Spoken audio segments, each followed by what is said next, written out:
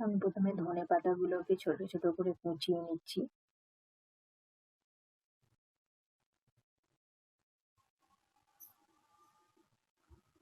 এরপর একটা পেঁয়াজকেও আমি এর সাথে কুচিয়ে দিচ্ছি অল্প পরিমাণে।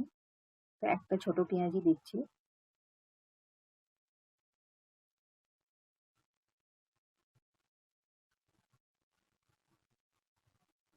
আর একটা লঙ্কাকেও আমি কুচিয়ে দিচ্ছি। আপনারা যেরকম ঝাল পছন্দ করেন সেই পরিমাণে লঙ্কা দিতে পারেন।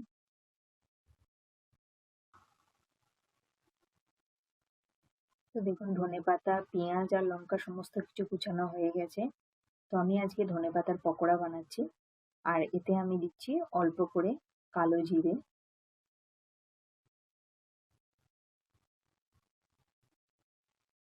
এরপর দেব পরিমাণ মতন বেসন,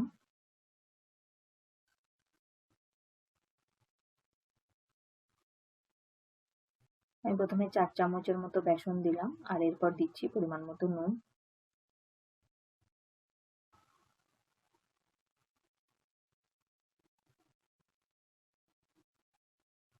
এবার অল্প অল্প করে জল দেব, জল দিয়ে ভালো করে ব্যাটারটা মেখে নেব।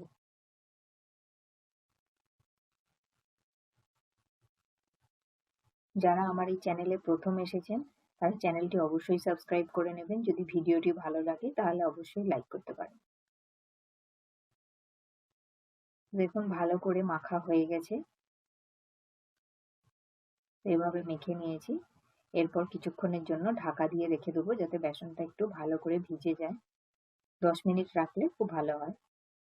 তো 10 মিনিট বাদে আমি এখন কড়াইতে তেল বসিয়ে দিয়েছি। এরপর যে মেখেছিলাম মিক্সচারটা ওটা থেকে অল্প পরিমাণে নিয়ে নিয়ে পকোড়ার শেপে ভেজে নেব।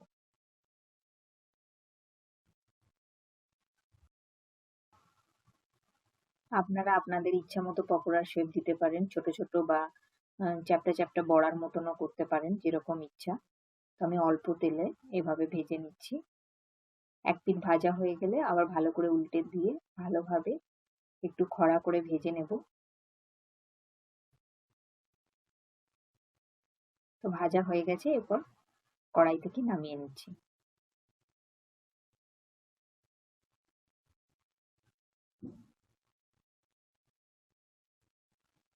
এভাবেই বাকি ধনেপাতার পকোড়াগুলো ভেজে নেব।